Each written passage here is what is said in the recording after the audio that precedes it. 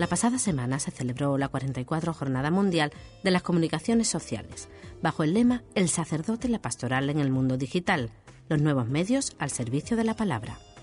Buena muestra del interés que la Iglesia concede a los medios es el hecho de que esta jornada sea de las pocas que se celebran el mismo día en todo el mundo. En esta ocasión, el mensaje del Papa hace hincapié en las posibilidades que las nuevas tecnologías ofrecen en la tarea del anuncio de la buena noticia del Evangelio. De forma expresa, Benedicto XVI subraya el riesgo de considerar a Internet como un espacio a ocupar, un medio en el que hay que estar presente sin más. Por otro lado, la experiencia de estos años nos lleva a afirmar que la Iglesia en esta ocasión ha asumido a tiempo el salto que las nuevas tecnologías han supuesto en un universo mediático cada vez más global e interconectado.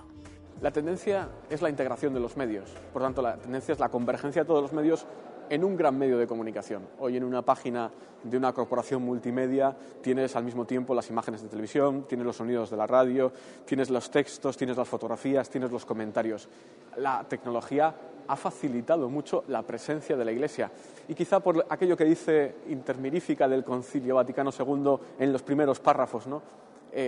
Son obras de la creación, los medios de comunicación son obras de la creación y la creación está en la naturaleza humana y en la capacidad comunicativa. Por tanto, yo creo que Internet, no se puede decir que la Iglesia haya llegado tarde a Internet. La Iglesia ha estado en Internet desde el momento en que Internet ha sido lo que es.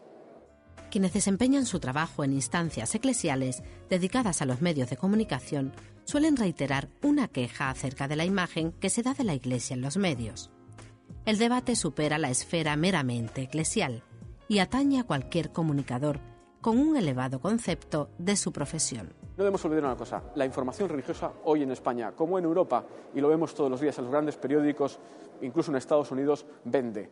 Por lo tanto, si no hay más información religiosa y si no hay una información religiosa de calidad, en gran medida es responsabilidad nuestra. Yo creo que la Iglesia no está presente en los medios de comunicación tal y como es. Y veo ahí dos líneas, podríamos decir, de responsabilidad. Por un lado, por parte, y en primer lugar, por parte de la propia Iglesia. La Iglesia tiene que mostrar su mejor cara y la Iglesia tiene que estar presente de muchas más maneras y en muchos más ámbitos. Y de un modo, creo yo, también más cercano a la mayoría de la gente. Yo creo que a veces damos demasiadas cosas por supuestas y quizá nos estamos reduciendo demasiado al ámbito intraeclesial. Creo que debemos salir un poco más.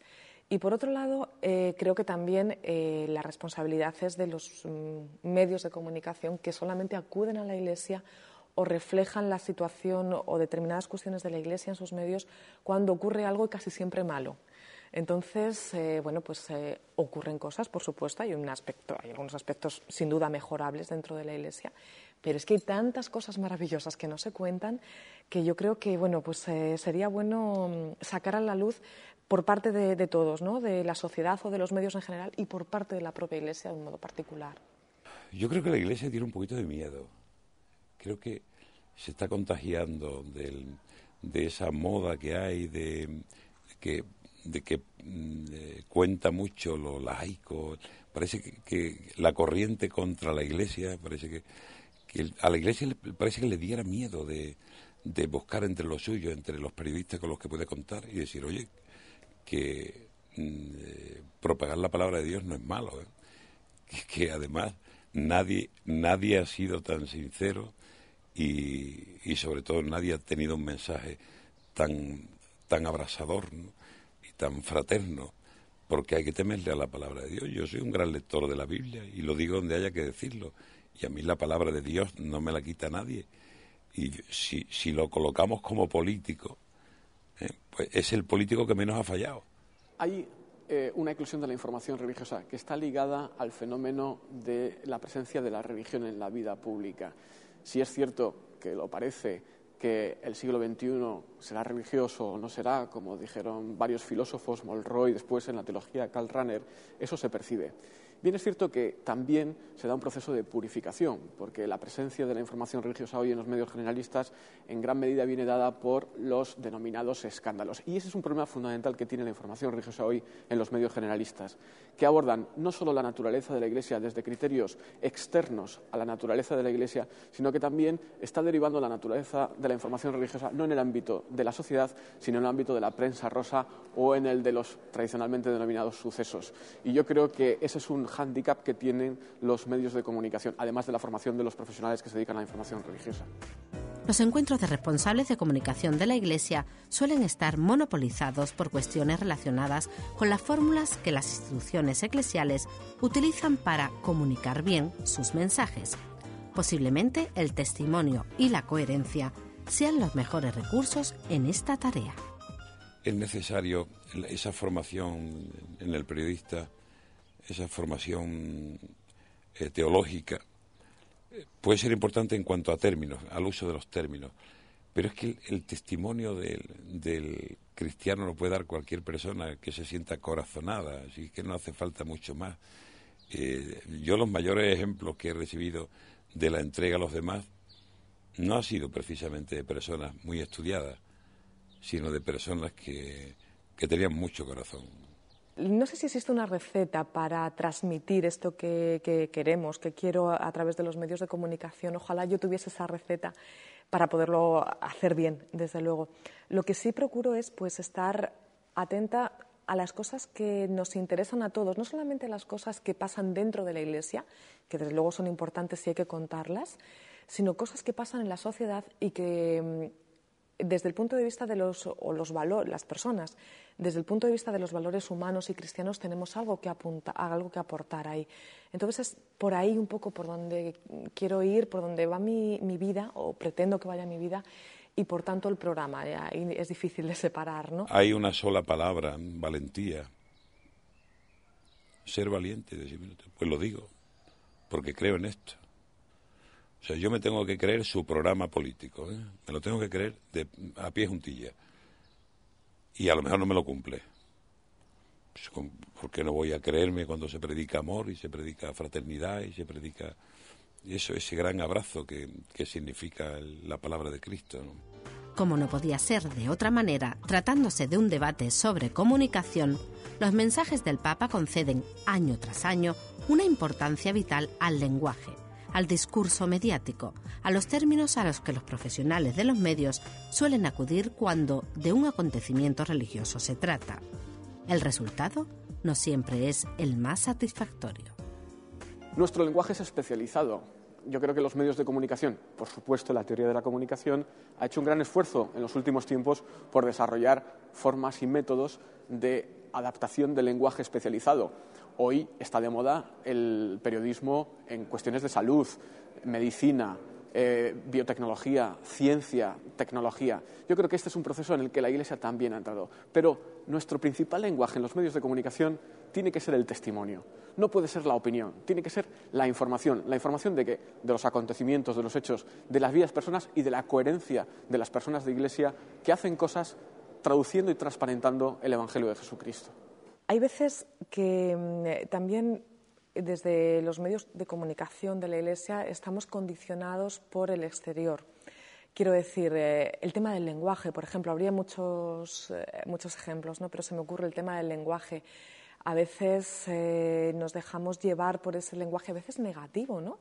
En el que caemos todos. Yo creo que todos en alguna ocasión caemos en lo negativo de las cosas. Bueno, yo creo que la Iglesia, el cristianismo, tiene que dar un lenguaje, una imagen de esperanza, una propuesta vital, muy concreta. Creo que hay que defender la palabra amor. ¿Cómo no voy a defender yo la palabra amor?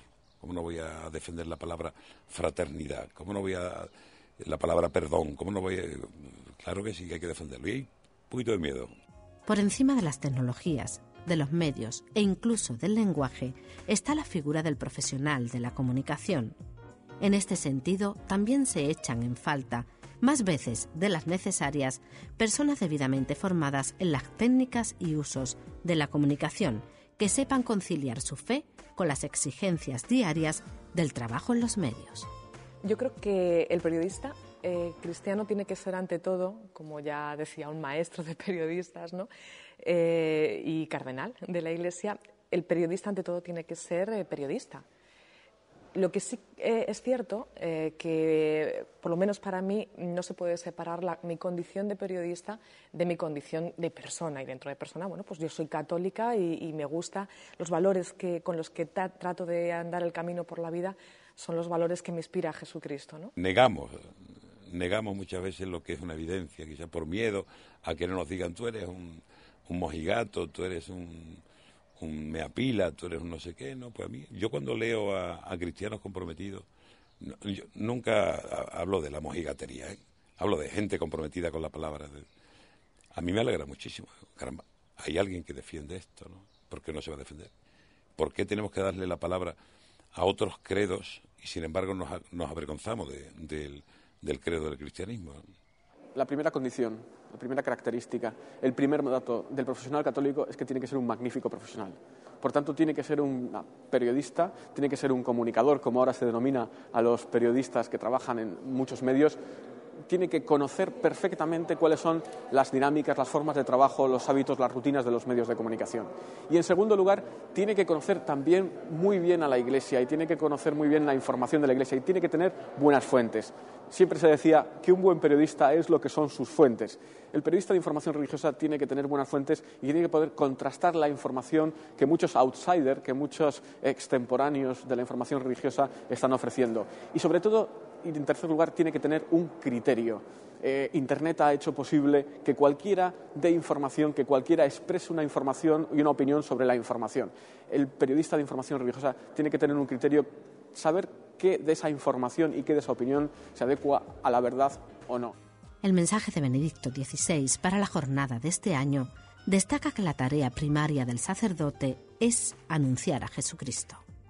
Haciendo extensible esta encomienda al resto de los bautizados, quizás lo primero que tendríamos que tener presente es que el anuncio de este mensaje, hoy como ayer, sigue plenamente vigente. Los medios de comunicación mueven cordilleras, mueven mucho, mueven lo que quieren mover y son capaces de mover incluso la fe.